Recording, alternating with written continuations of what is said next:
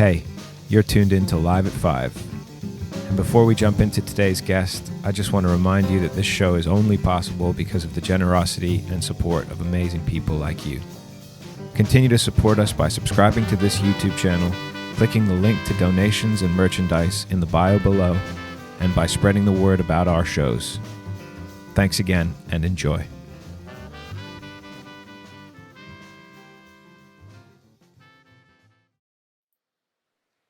This is Live at 5, and we're glad if you're tuning in. We have a little bit of a different show today, which is going to be fun.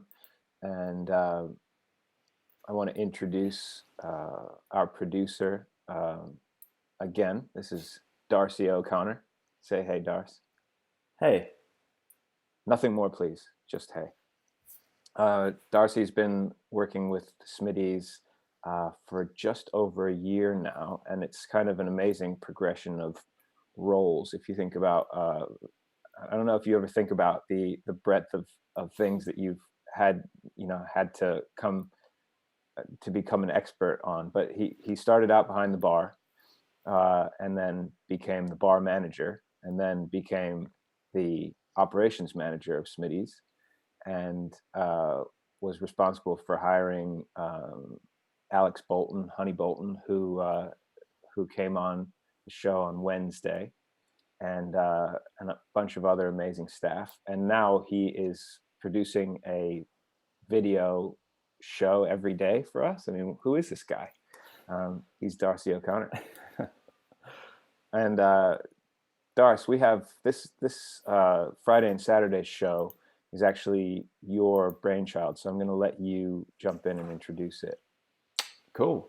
Well, hello everyone. Thank you for that lovely introduction, Giacomo. Glad that I've been a part of the Smitty's team for the amount of time that I have, and I've been able to, face all the challenges and achieve all the stuff that we've been able to achieve together over the past year. And whilst we're in a bit of an uncertain time right now, it's an exciting opportunity, I think. So that's the way that I like to look at it. Getting to use some of the film and media skills that I went to university for and sort of have practiced outside of Smitty's. So yeah, thanks, Giacomo. Let's cheers to that. Cheers to that. There you go. Smack. Dang.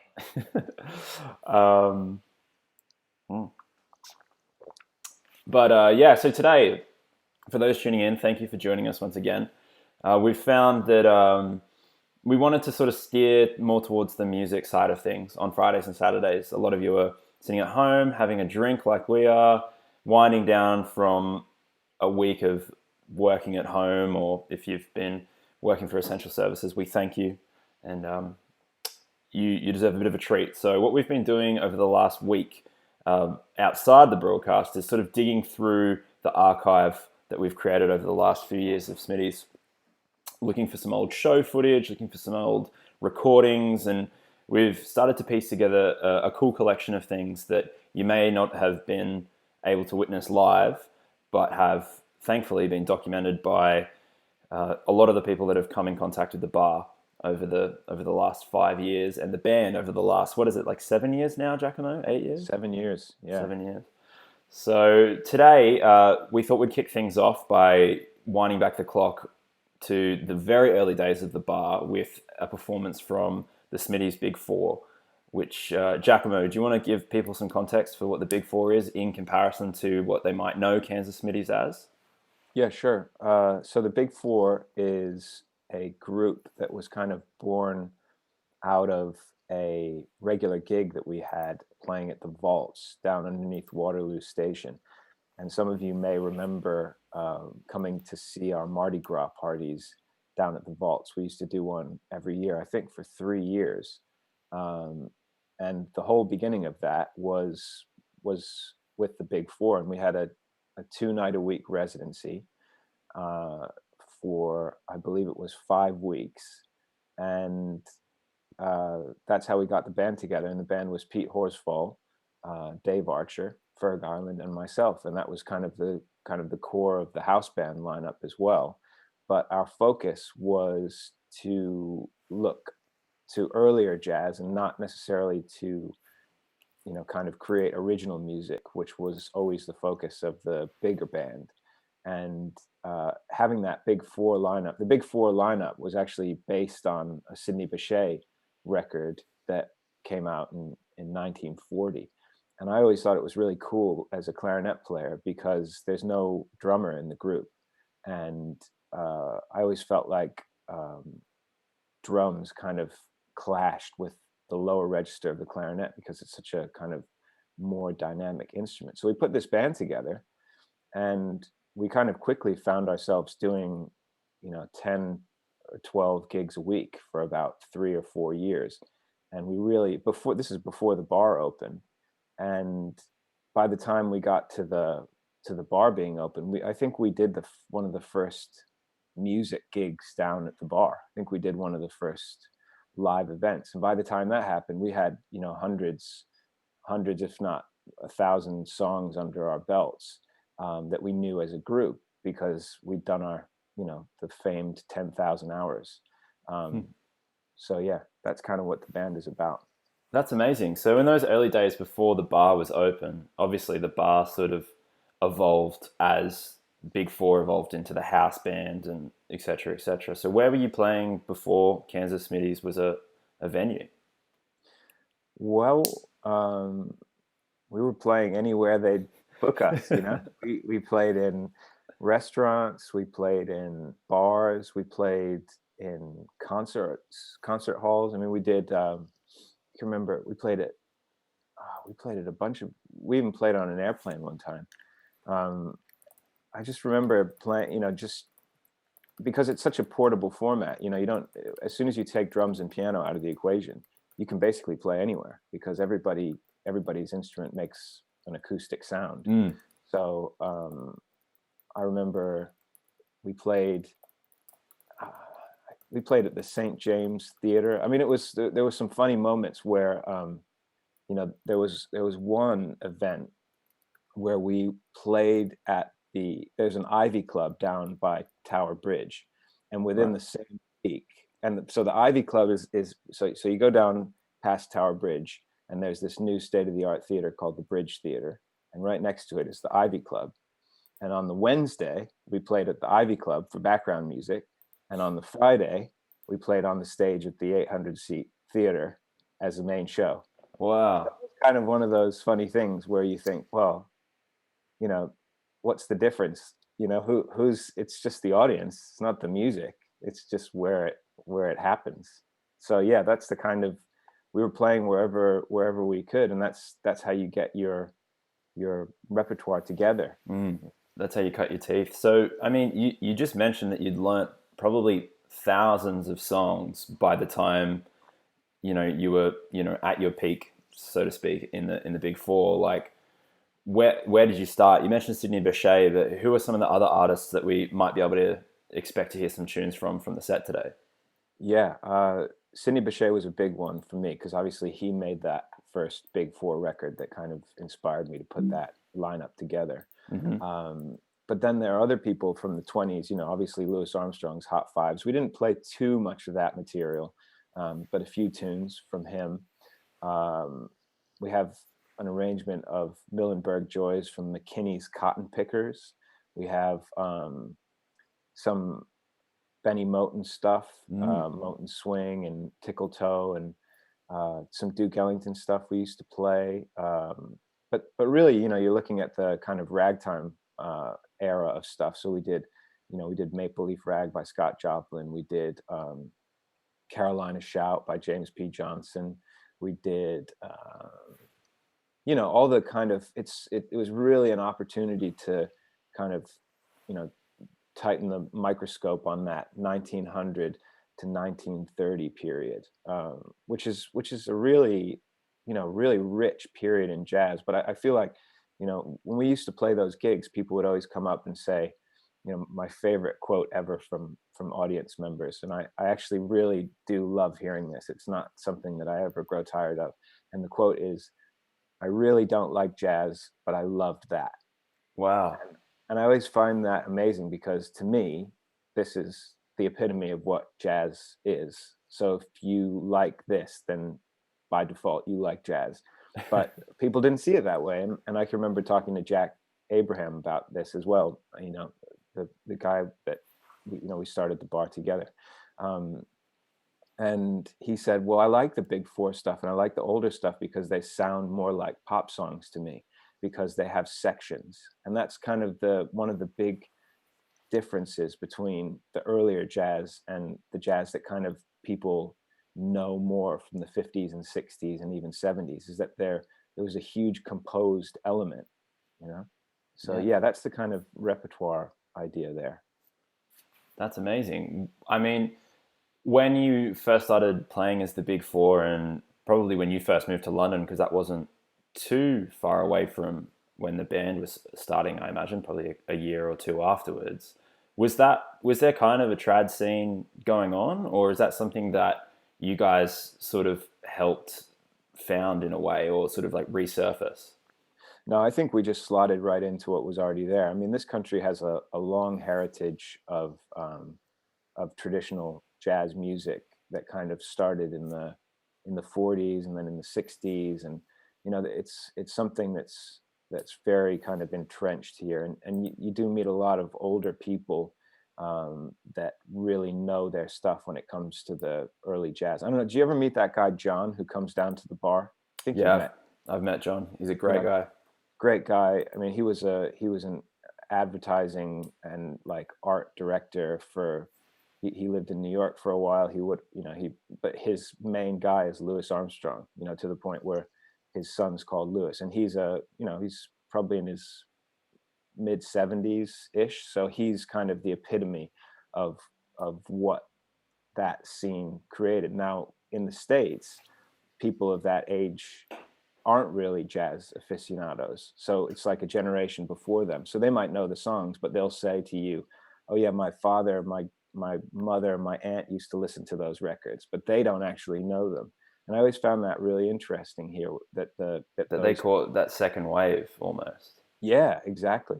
And the other thing that worked in our favor was, and this is so weird to say after the fact, because it's really just evaporated in terms of a fad. But do you remember that Great Gatsby movie that came out, the remake? Yeah, the Baz Luhrmann one. Yeah, that spawned a whole kind of vintage scene, and a lot of it was really not so tasteful. But we got a lot. Was it all just like Charleston swing dancing sort of stuff? Yeah, it was kind of a big boom in kind of twee vintage stuff. Obviously there was stuff of great quality, a lot of swing dance stuff and a lot of, stuff of great bands as well. But people were getting, there was work around that. If you can imagine that one movie could spawn such an interest in a style of music. So, and that was when the electro swing stuff was booming as well. I mean, that's all faded away as well. So no, I mean, that combination of and I think the third thing, this is wild as well. There used to be a license that you had to get in London to have live music in your venue. Wow. And that had just been taken away when we kind of started. I remember that. So those three things really had a big impact, that we just were able to slot into. And I think our band was different from, the other stuff that was going on, for the reason that I said, we played different kinds of tunes that were a little bit more obscure from the usual 20s and 30s stuff. We had, we dug deeper, and we also didn't have drums, and we didn't wear the suits and all that stuff, so that was our thing. That's really cool, man. And just before we jump into the music, I just wanted to ask, when we've looked at this footage a little bit and we've got some estimations, when do you think that this was recorded? And it looks pretty early in the bar's life, because it's definitely at Kansas Smitty's on Broadway Market, but it's pre-sign, which must indicate that it's pretty early on. Can you give everyone a little bit of context before we dive in of when this might have been and sort of where you guys were at? I think this is 2015, and I think must be fall. It's either late 2015 or early 2016. And you know how I know that is because the old air conditioner is still up on the ceiling. Oh, wow. There was this huge air conditioner on the ceiling in the bar that was just, it was such an eyesore. It was like, you know, Jack and I used to come in and just, you know, stare at it and think, oh my God, how are we going to get this thing out of here? You know, and we painted it at one point and all the paint just immediately started chipping off. So it looked even worse. But it's still there. And so when I look at that, that brings back all these memories of the, you know, putting up all the shelving and the paint job and all that stuff that we did, and Jack did way more than me, to get the bar up and running. And then in terms of the people involved, I mean, you know, it's amazing to see, you know, Ferg and Dave and Pete 5 years ago. It's like a time machine, you know. They look much better now. Everyone looks so young. It's incredible. Yeah. All right, so we're gonna jump into the thing without any further ado. This recording is part 1. We'll be playing part 2 of the performance tomorrow. Goes for about 25 minutes. Go make yourself a drink. Let us know what you're drinking in the comments, in the chat. Tune in, relax, wind down from your week, and we'll be back with you in about 25 minutes. Giacomo, let's take a stroll down memory lane with the Big Four in 2015 or 2016.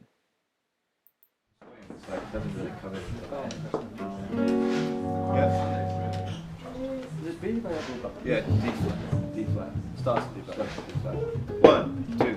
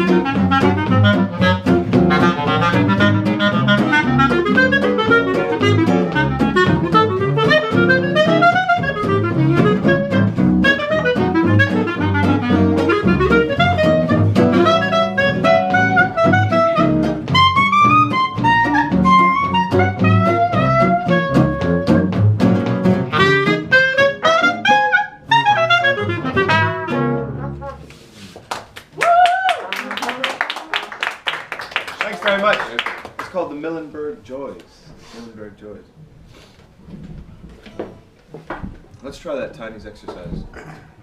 Yeah.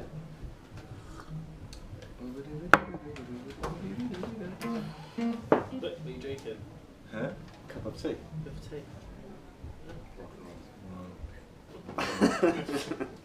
I'm intrigued by what's in there. What is that? It's an old fashioned. Oh, nice. That's what you should be drinking. I know. It's classic. I can't afford it.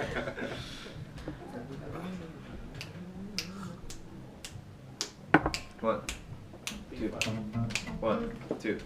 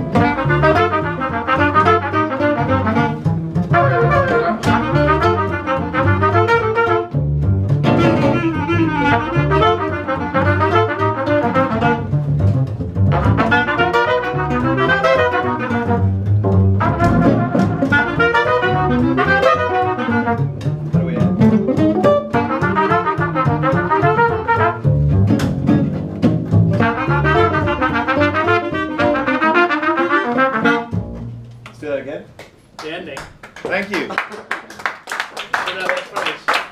just going to get this right. Last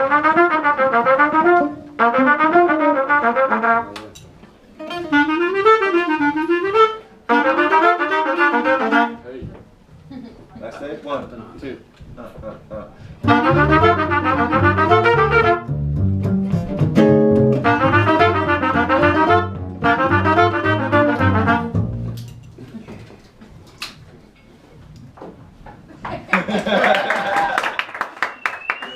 Thanks a lot. That's called Tiny's exercise, and that was well, we'd say made famous, but it wasn't really made famous at all. It was just played by Art Tatum's trio. It was named after the guitar player Tiny Grimes.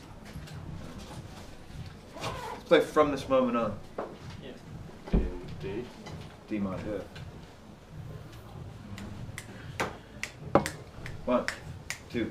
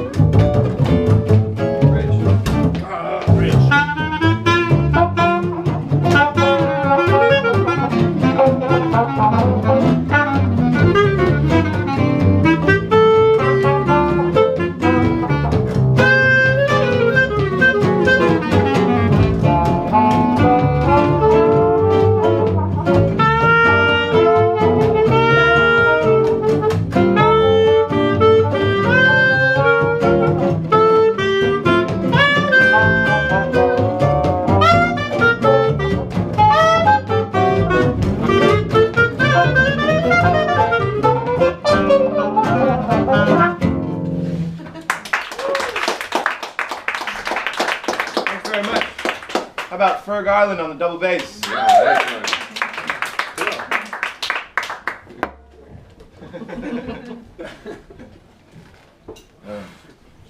Anybody have anything they want to play? How about Indian Summer? Great. Yeah. Can we do it Ferg's arrangement? Bo-da, bo-da,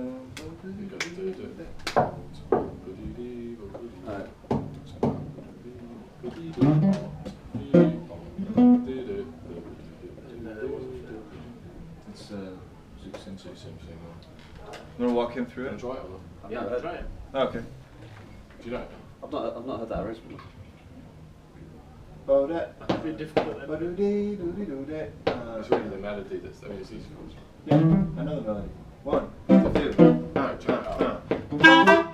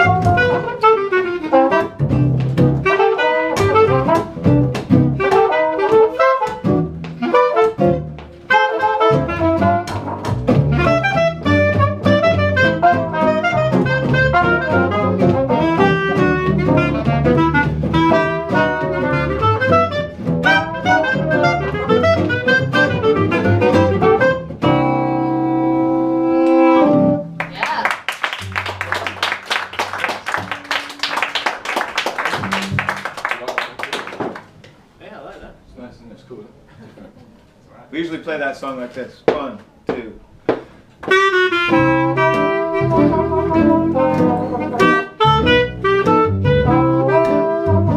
I think they both have their.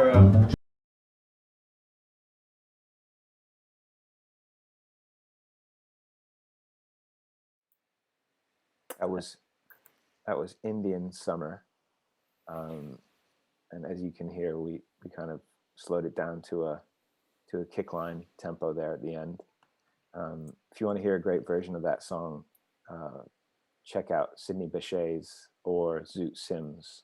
The arrangement that we were playing is the Zoot Sims one.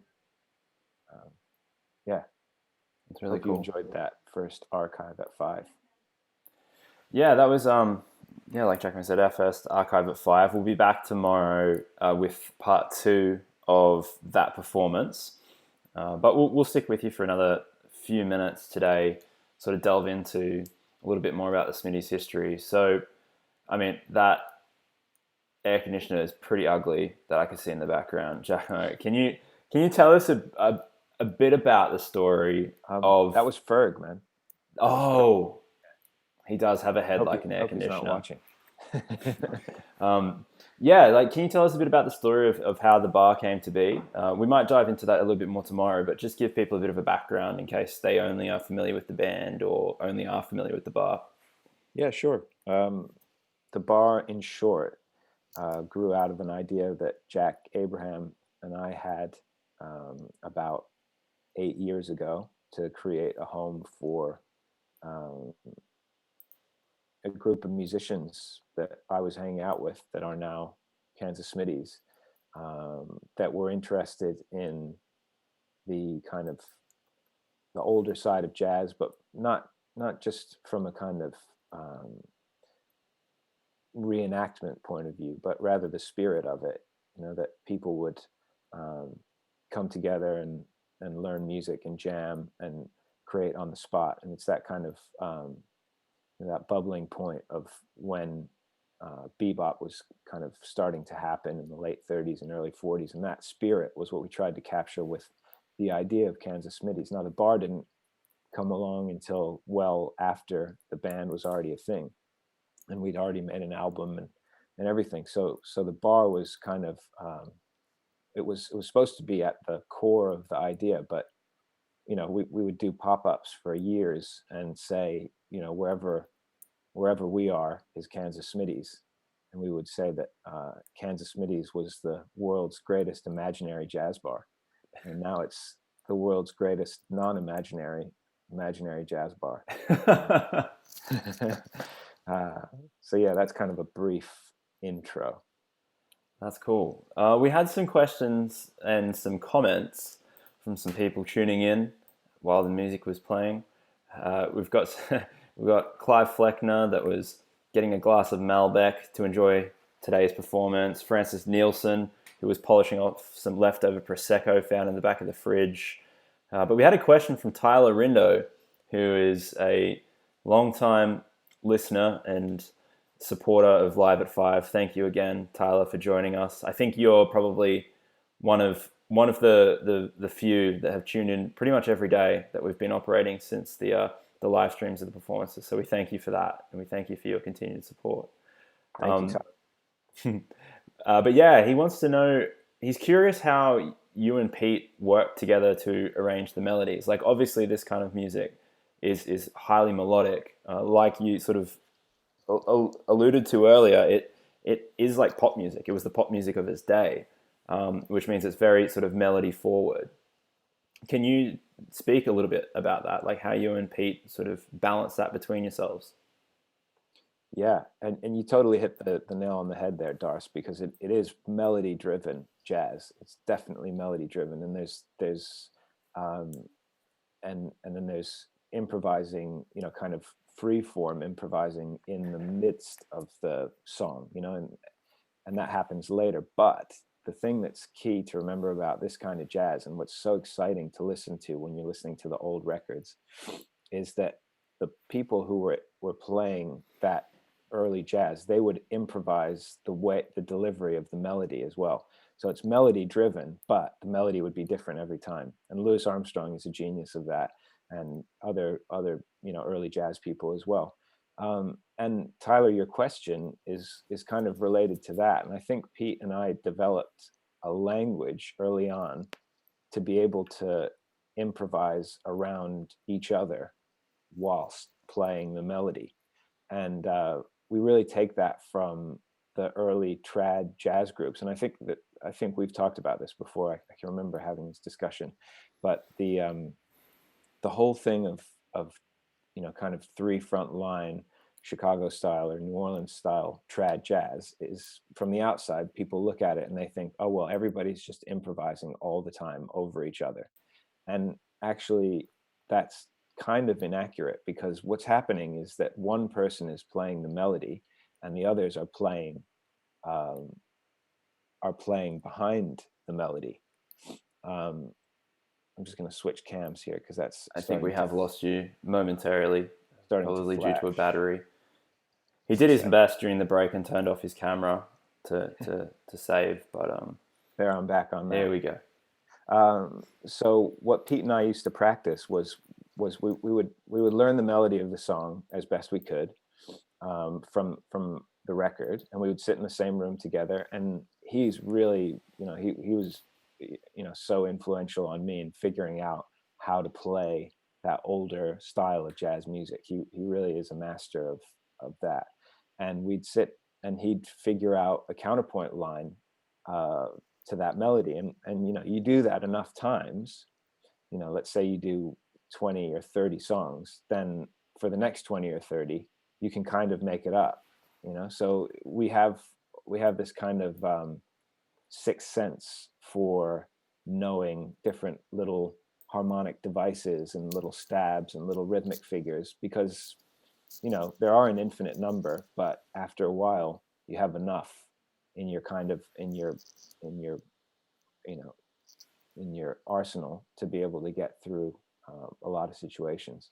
So for a tune like for that Indian Summer, that's kind of just made up on the spot. But then when we used to do the ragtime stuff, we would really sit down and we'd spend hours kind of going through the piano part, and just by listening to it, going through the piano part and taking down little contrapuntal things that we would do behind each other. But it was always by ear, so that you could deviate from it if the need was there. So.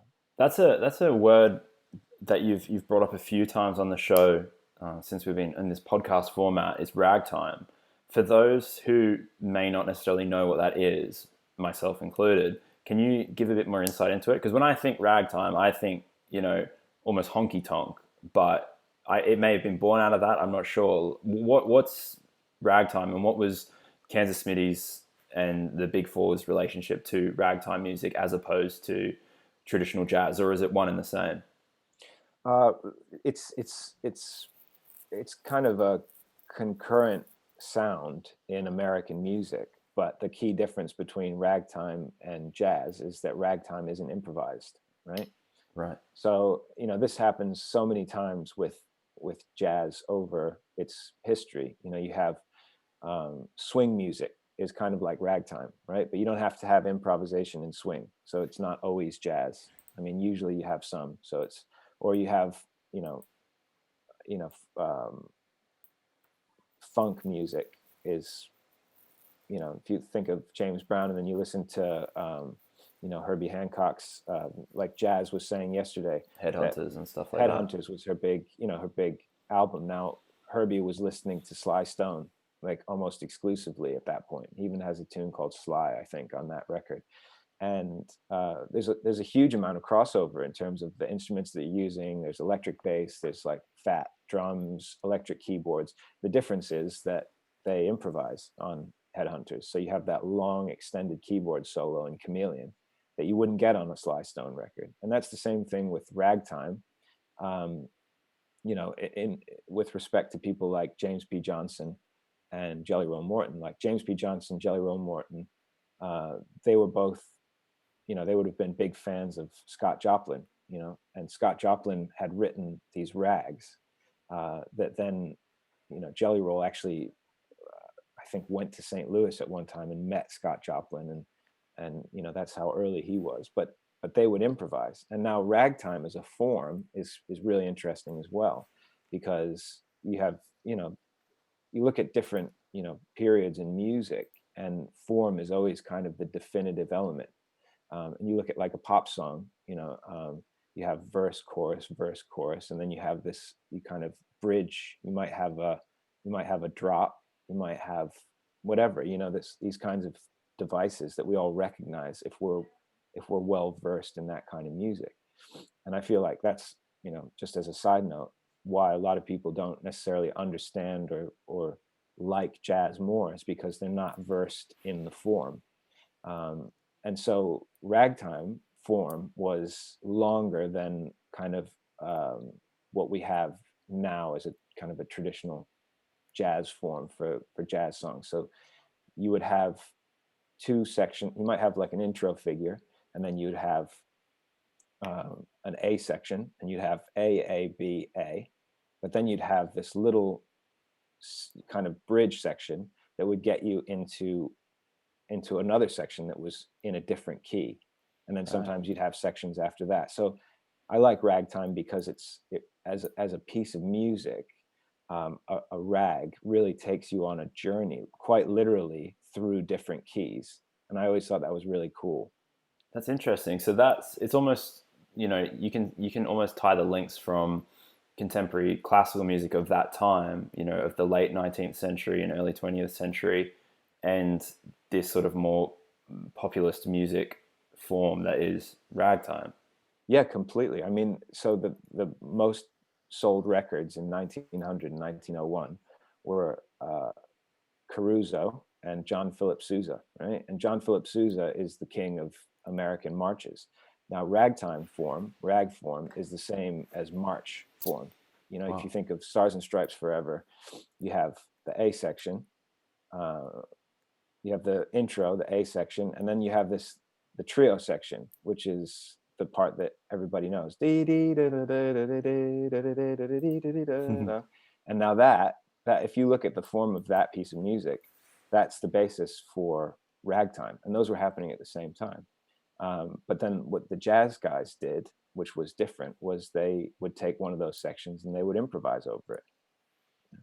So that's amazing. Well, I mean, there's plenty to get into there, and I'm sure that a lot of our audience are going to have lots of questions for us, but I think we might end it there for today, and we can pick it back up tomorrow when we watch the rest of that performance. Thank you for joining me, Giacomo, and thank you for inviting me to be on the podcast. Thank you, Darcy, and thanks for all your hard work. You've been listening to Live at 5. Remember to subscribe to this channel and to click on the link in our bio. You can also watch all of the Live at 5s up until this point on our YouTube channel. So if you need more music, have a click through. We've also started a Live at 5 playlist that we'll be adding the songs that we talk about to, and we'll share that link in the bio as well. So thanks again. You'll be able to access that from the Linktree link that's already in the bio. Great. Okay, we'll see you tomorrow. Have a great evening. Thank you so much.